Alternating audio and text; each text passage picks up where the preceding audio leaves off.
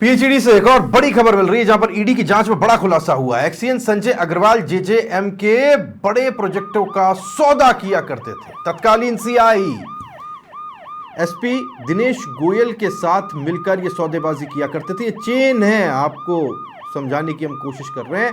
तत्कालीन पीएचईडी मंत्री महेश जोशी और संजय बड़ाया का इनको पूरा संरक्षण था, यानी पूरा डिपार्टमेंट आकंठ भ्रष्टाचार में था, ऊपर से नीचे तक। इसके बाद में संजय बड़ाया ठेका कंपनियों और फर्मों से पैसा एकत्रित करते थे। सौदेबाजी में एक्सीएन संजय अग्रवाल, सी दिनेश गोयल के साथ में बड़ाया के रिश्तेदार, नाम सुनिएगा, किशन गुप्ता, तपन गुप्ता और नमन खंडेलवाल मदद करते थे। यानी ये बीच में एक बिचौलिए की भूमिका में रहते थे।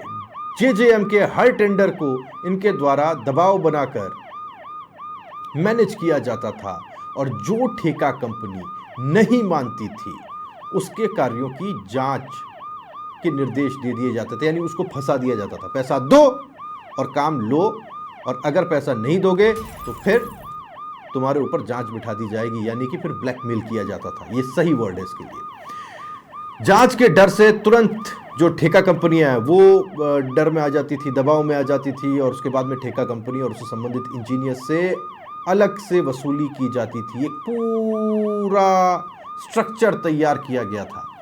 जेजेएम के ओटीएमपी और बड़े प्रोजेक्ट्स में जो टेंडर्स होते थे, उन कार्यों में करोड़ों की वसूली की गई थी, और इसी के चलते राजस्थान में ये पूरा प्रोजेक्ट जल जीवन मिशन, अगर ये पूरा होता कितनी बड़ी चीज होती, लेकिन ये पूरा प्रोजेक्ट भ्रष्टाचार की भेंट चढ़ गया। ये सपना है प्रधानमंत्री मोदी का, जेजेएम जल जीवन मिशन, लेकिन ये जल जीवन मिशन भ्रष्टाचार की भेंट कैसे चढ़ा, और कैसे खुद जो इस डिपार्टमेंट को देखने वाले मंत्री थे उन तक की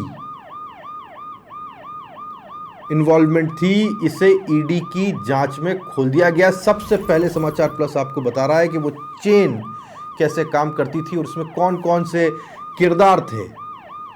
संजय अग्रवाल, और फिर जो बड़ाया के रिश्तेदार थे, किशन गुप्ता, तपन गुप्ता, नमन खंडेलवाल, और वो फिर दबाव बनाते थे, पैसे लेने की बात करते थे, कहते पैसे नहीं दोगे तो फिर आपके ऊपर जांच बिठा दी जाएगी। ब्लैकमेल हो जाते थे, डर के मारे उनको पैसे देने पड़ते थे, न दें तो बर्बाद हो जाएं।